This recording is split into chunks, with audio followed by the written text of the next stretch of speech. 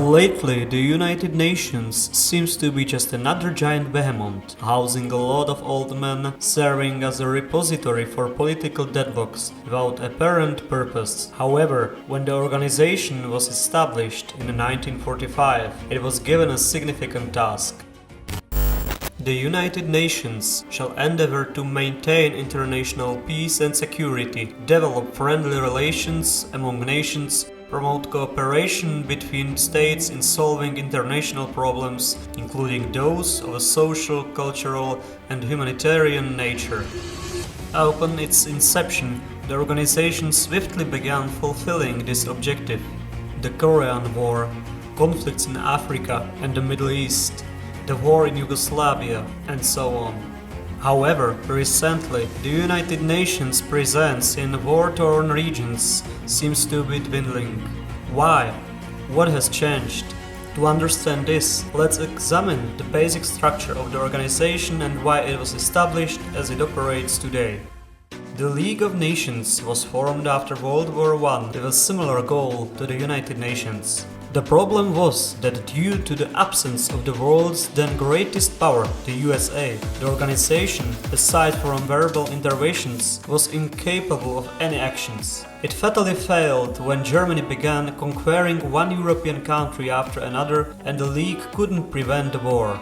After the defeat of Axis in World War II, it was clear that the new United Nations organization had to function differently. It needed military, economic, and political power to stop or destroy any threat. The principal organs of the United Nations became the General Assembly, the Security Council, and the International Court of Justice. In these primary organs, particularly in the Security Council, the main voice was given to 5 world powers: the USA, Russia, formerly USSR, China, UK, and France.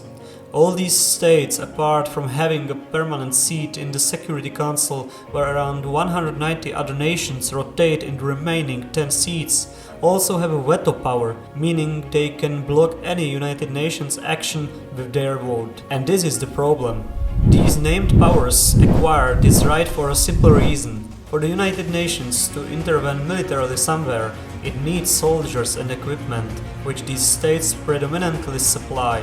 The world 80 years ago, so different from today, suited this system. But today, we no longer live in the bipolar world of the Cold War. New players have emerged. How many countries had populations exceeding 100 million in 1945? 4. And today, 15. Not to mention that the most smaller states no longer wish to be satellites of powers, but rather want to live their lives regardless of the major players. Consequently, the United Nations has recently begun to serve as a tool for the old world powers to maintain the control over countries they once ruled or include in their sphere of influence, even as the role of these states diminished globally. The United Nations has lost its purpose as a conflict-preventing mechanism. If any of the major powers, permanent members of the Security Council, decide on a military action, the United Nations is toothless. Any actions against one another will be vetoed by the major power. The most typical example today is Russia, the world's largest country, yet with a population lower than that of Bangladesh, decided to re-establish its sphere of influence and attacked Ukraine. The United Nations response? 0. All actions were thwarted by Russia's vetoes. One thing is clear, while the veto right and the current structure of the United Nations Security Council sue the few powers that gain these advantages by providing soldiers and technology, there might be a situation where other states will not want to live in a world dictated by the rules of major players and will want to leave the organization. Another alternative might even emerge. Each state's contribution to the functioning of the United Nations is indeed not symbolic. For instance, the USA annually contributes $12.5 billion. So when the world states assess that membership in this organization doesn't bring enough guarantees and benefits, they might choose to leave.